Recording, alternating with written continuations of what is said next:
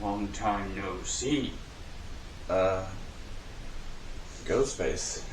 It's been a while since I heard from you. What's up? Oh yeah, I have a new movie coming out. Did you not hear about that? Oh, really? You actually have a seventh installment coming out? Dang, how many are you gonna make? As many as it takes before I kill you. Wait, what do you mean as many as it takes before you kill me? Didn't you try to do this before and you failed? Oh really? Well, look in your hallway. Yeah, well, I like to see you try. Wait.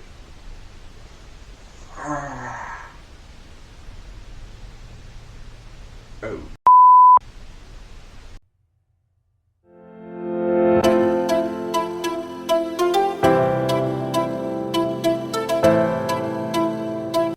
Hey everyone, how's it going? Matthew Bailey Media here, and welcome to another 2026 movie review. I know the last one I believe I did was for Mercy, and we all know how that movie turned out, but this movie is another movie that I was sort of anticipating for this year because I thought maybe this movie would do really well, but after seeing it, I have some things I want to talk about regarding it, and that is, of course, Scream 7. Scream 7 is the seventh installment of the Scream franchise, and this is actually directed by the guy who actually created the franchise, Kevin Williamson, and he wrote the scripts for the first, second, and fourth movies, which all three were really great movies. But what I find crazy is that he wrote them he wrote the scripts, but he wasn't directing them. Obviously, it was Wes Craven. To me, I think it makes sense why he wasn't willing to direct. It took him this long to direct a movie because I think he should have just stuck with the script writing for the movie, because there were some things about this movie that I ended up not really liking, especially the third act and the reveal and slash motive as to who Ghostface was. I'm not going to spoil who it was, but you could probably tell just from the marketing and that they did for this movie, and how there was one character that they announced that was missing from the entire marketing. And I'm not going to say who it is, but like I said, there was at least one character that was featured throughout the entire movie, and when they were when it was revealed like who the killer was, honestly, and especially what their motive was, I think the movie was going fine for me until the third act and the reveal as to who Ghostface was and why their motive was what it was. And honestly, I don't know what Kevin Williamson was thinking. I mean, the way that they revealed who it was and what their motive was, I really don't understand why they didn't just go a specific route that everybody was praying for in this movie. And again, you probably already know by now that there's a lot of people who believe that the character of Stu Macher, played by Matthew Lillard, was going to be in this movie, which, I mean, it was already confirmed that he was going to be in the movie, but to what capacity, no one really knew. And I can tell you right now, the way that he was handled in this movie, I was liking until it got to the reveal, and who was revealed to be Ghostface, I was not a fan. And the way that it ended, I was just like, what the heck are they going to do with if they decided to do a Scream 8, which it sounds like they are going to be trying to do that. And now going on to some of the characters, like I said, Sidney Prescott, played by returning actress Neve Campbell.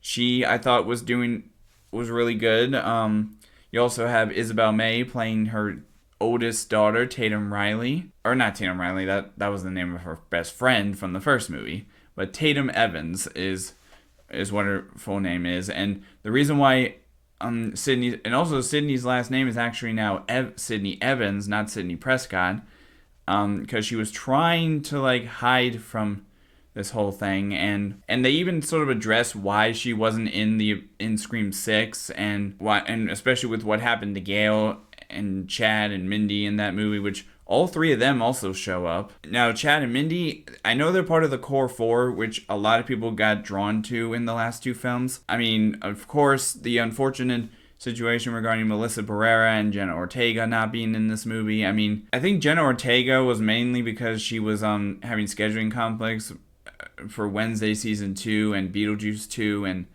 and supposedly it was the same situation with